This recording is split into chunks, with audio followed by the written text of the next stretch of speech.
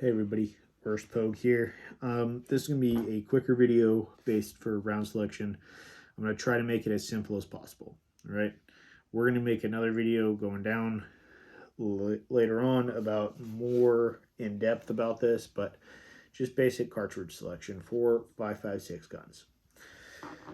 So what I have here is just basic run-of-the-mill bullets. One's not a 5.56. I don't have an AMAX bullet, so I have substituted a VMAX Grindle bullet in its place because I don't have an AMAX 5.56. So VMAX versus AMAX, same shit, same brand, just different cartridge.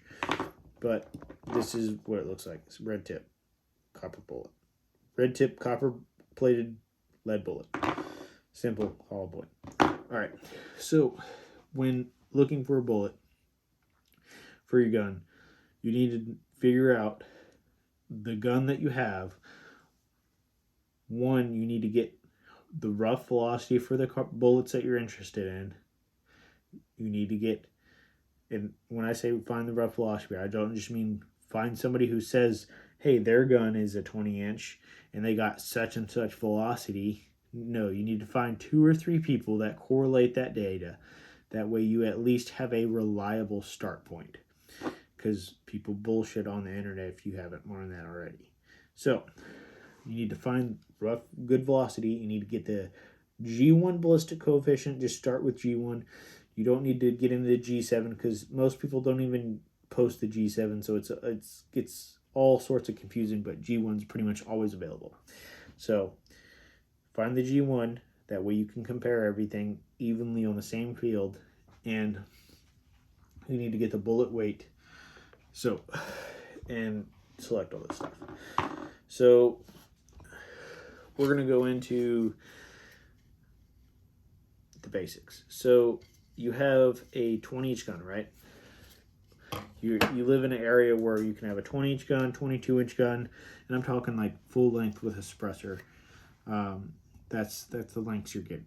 Like the barrel length is 22. The pressure's kicking it out to 23, whatever. Or the barrel length is 20. This pressure's kicking it out to 23 inches because you have a chemo or whatever. A chemo can, whatever. So you got the barrel length for something like this. That's a 55 grain pill. This is a 223, but ignore that. Like a 5.56 M193 style. This is an M193, but if it was 223, so it's really low pressure comparatively. It's not military. So bypassing all that, this is an M193 stand-in. The M193 out of that barrel, even like target ammo, is going to fuck shit up.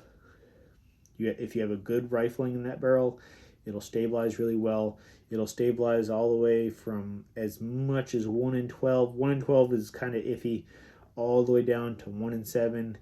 You can over stabilize where you start causing fracturing on the plating, and that's where a 1 in 9 twist barrel helps.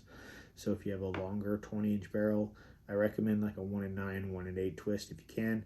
Let that twist slow down a little bit, so that way you don't have weight loss, and if you have run a can, you don't have bullets fracturing inside of the can, losing their weight inside the can. When I say weight, I mean they're measured in grains, so losing grainage inside of the can and then damaging your can.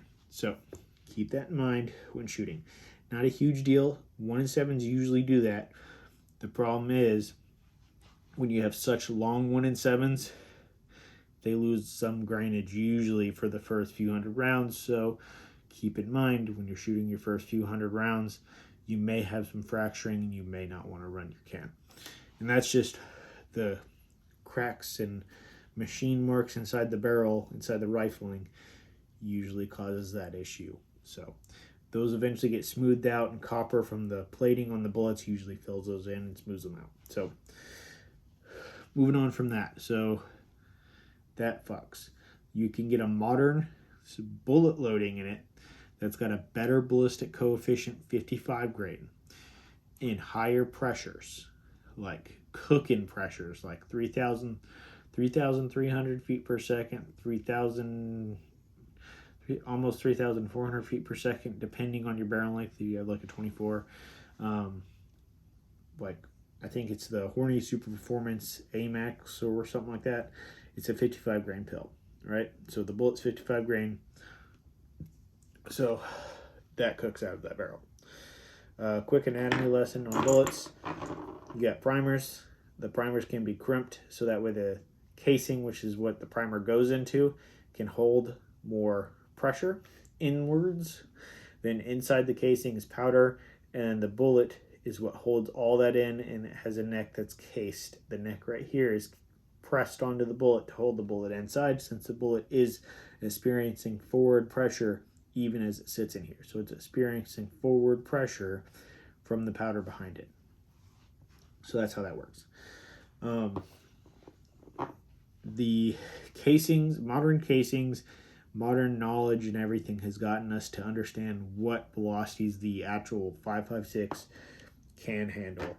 And M193 off the shelf is going to be lower velocity than the more modern 5.56 full pressure rounds that are meant for a purpose. So keep that in mind. So if you're shooting M193 for practice, that's great. Do that. You can use it for duty use too. Great. Do that if that's all you can afford. But if you can afford, get something like a Super Performance, something that has higher pressures in the same grain weight. And even though it's a hollow point bullet, it's still zipping through plates because it now has even more velocity at more ranges, and the ballistic coefficient stays there longer. The bullet's also higher quality, so it maintains its weight as it leaves the barrel. So all around better for that. Now, if you have a shorter barrel, I personally recommend a M8 or M855 style bullet, and that's going to be steel core. The shorter the barrel, the higher the grain weight you should go on the bullet, because the less the gun's going to be, or the less the bullet's affected by the shorter barrel. The less the velocity loss is, the shorter your barrel is, the more grains you have. So a 75 grain isn't gaining as much from a 24-inch barrel as it is a 55 grain, essentially, is the best way to describe it. When you cut that down, you go to a 12-inch barrel, you just cut it down in half. The loss is going to be much more greater than with the 55 grain than with the 77, 75 grain or whatever. So keep that in mind. You want to go up in grain weight for that reason. So M855 is the great option for that, for off-the-shelf cheap ammo. It's usually the cheapest, and it's steel core. Now the problem with this is the steel core can be off-centered in it, so you need to have a gun with good rifling or enough rifling. As your rifling gets shot out, the round's going to be less and less stable exiting the gun. The round already is going to destabilize a lot sooner than it normally would if it was just a solid piece of lead or a solid piece of copper or copper-coated lead. So it's going to be destabilizing sooner. So keep that in mind when using this round.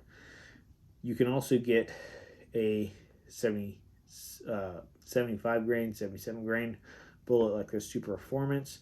I like this better than Black Hills because the new Black Hills only beats this out at the last 100 yards or so, and it's only by a few foot-pounds of energy, not worth the trade-off in price of spending the extra 30 cents a round comparatively to this.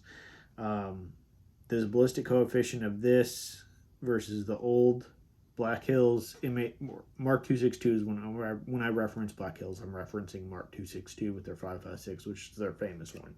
It's what the military uses for that stuff, which now has a better they now have a new bullet that's got a better G1 ballistic that outperforms this from 700 to 800 yards. But this outperforms it everywhere else except for the initial 70, 80 yards area where they're essentially neck and neck, but it's like a few foot-pounds of energy more or whatever.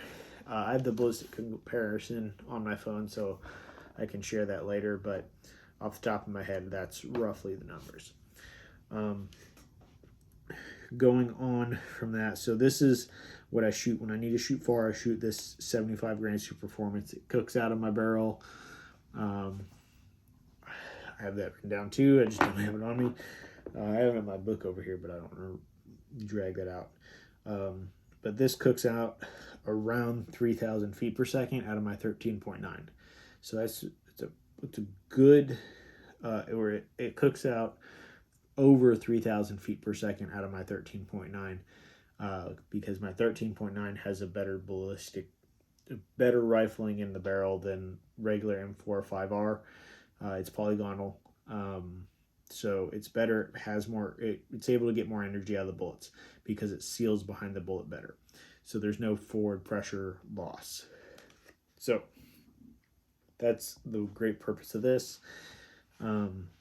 These larger grain bullets. So it's still cooking at the 3,000 needed to actually fuck people up, which is needed. I don't like going lower than 13.5 inches on a barrel, but only with certain barrels. 14.5 is kind of the minimum that I think people should go with the 5.56 cartridge, because after that you're not seeing any benefits of the maneuverability for the 5.56 cartridge.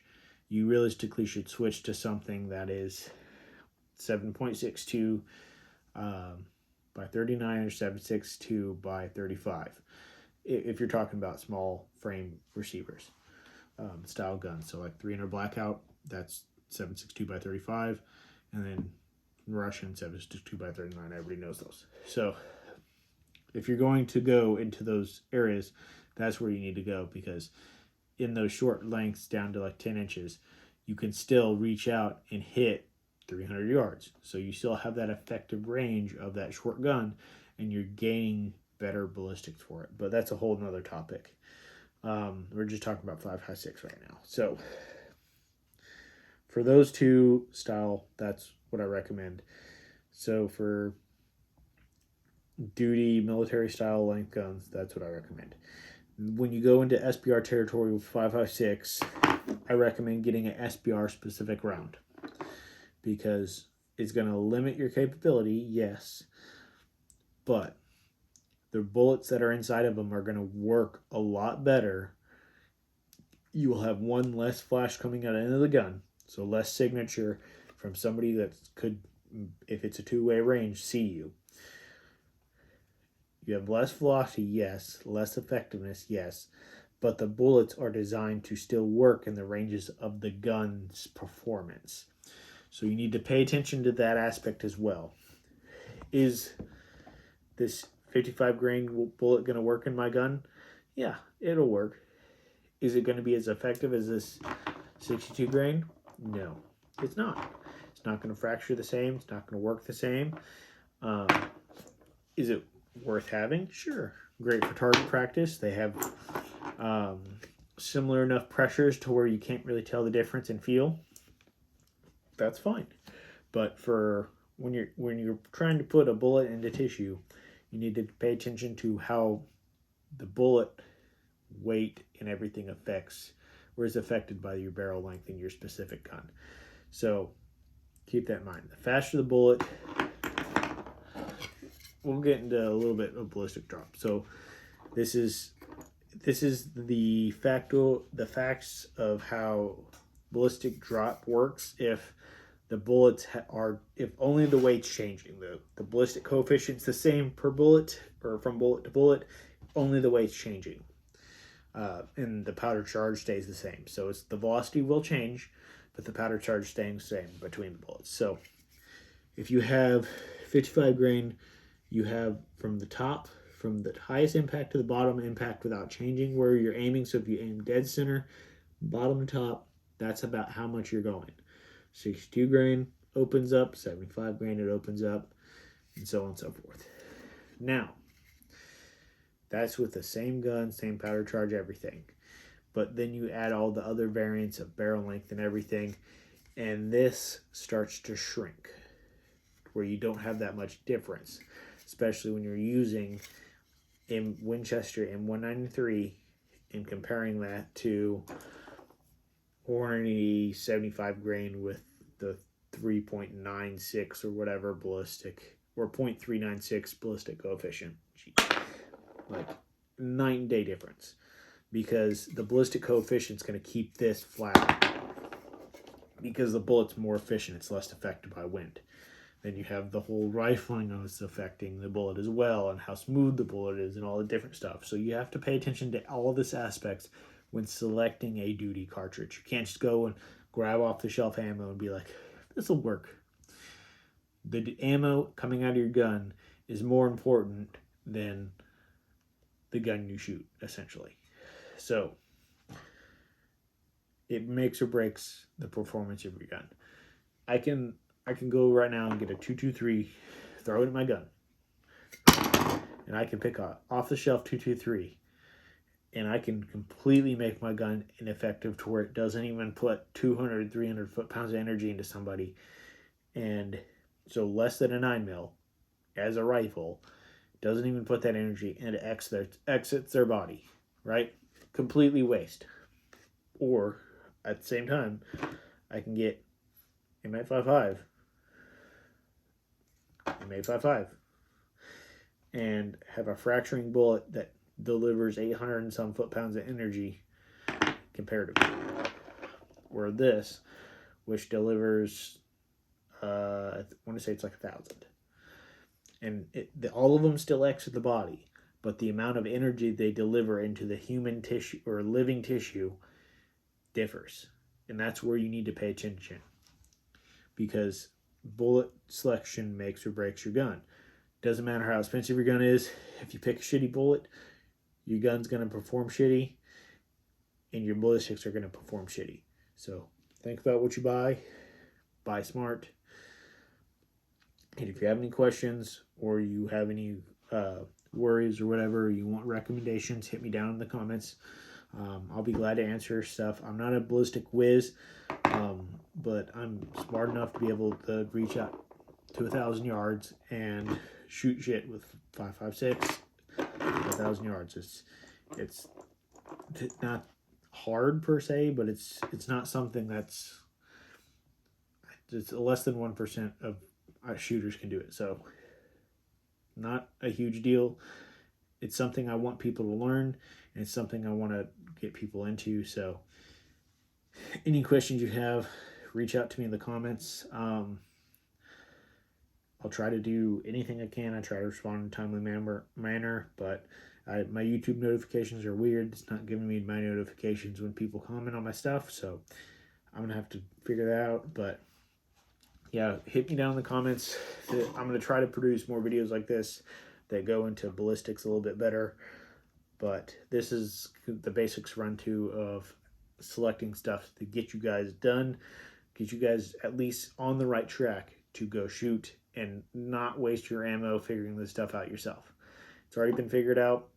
It's just not really consolidated into one place. So yeah, thanks for watching. If you like the content, like and subscribe. If you dislike the content, tell me why. If you have issues or you find an error or something in my video or whatever, go ahead, hit me down in the comments as well. I'll make a correction.